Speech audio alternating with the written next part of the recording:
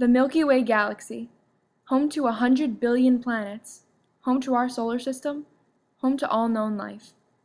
Where did it all come from? Until 1931, it was believed that the universe had always existed in its current state. That is, until Belgian priest and astronomer Georges Lemaitre proposed what is now known as the Big Bang Theory. The Big Bang Theory is the widely accepted explanation about how the universe was created. The theory says that all the matter and energy in the universe, all that we can see and all that we cannot see, was collapsed upon itself into a single point of infinite density, otherwise known as the singularity.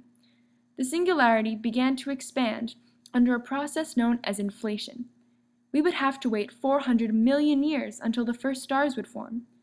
Over the next 13 billion years, the universe would see the development of galaxies, planets, and other celestial bodies.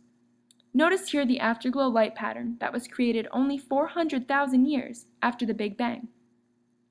Its existence was confirmed by NASA's WMAP probe, also displayed in the diagram. Here's a closer look at the results of the WMAP probe. Think of this as a baby picture of the universe. In reality, the image represents minute temperature differences within an otherwise evenly dispersed microwave light that blankets the universe. The WMAP probe is named in honor of the cosmologist David Wilkinson of Princeton University, who was a member of the WMAP team. This is just one example of how humans have harnessed the power of technology to further understand the origins of the universe. Hi, I'm Erin, and we're in the tunnel that houses RHIC at Brookhaven National Laboratory. The Relativistic Heavy Ion Collider, also known as RHIC, is a 2.5-mile particle accelerator and collider built with powerful superconducting magnets that accelerates two separate beams of particles at nearly the speed of light. One rotates counterclockwise and the other clockwise until they are steered into one another. A massive detector, like this one called STAR, captures the resulting subatomic particle collisions.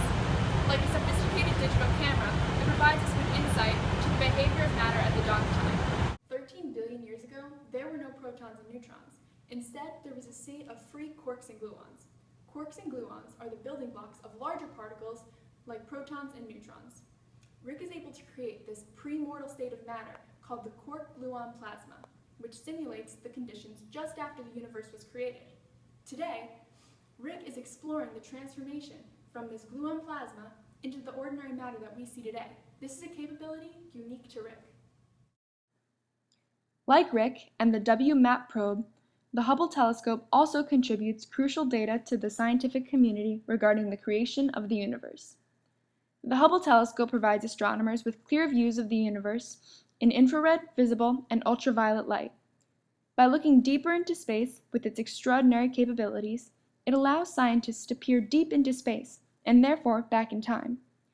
This has allowed scientists to measure the size of the universe and the rate at which it is expanding, which is then used to extrapolate the age of the universe, which we now know is approximately 13.8 billion years old.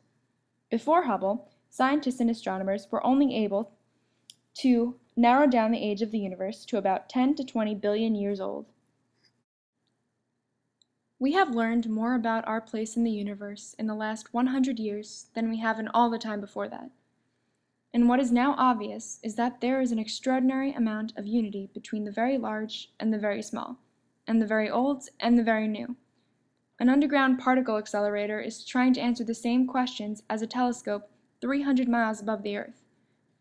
It is an inspiring fact to know that the answers to the questions regarding our origins can be found in so many different places.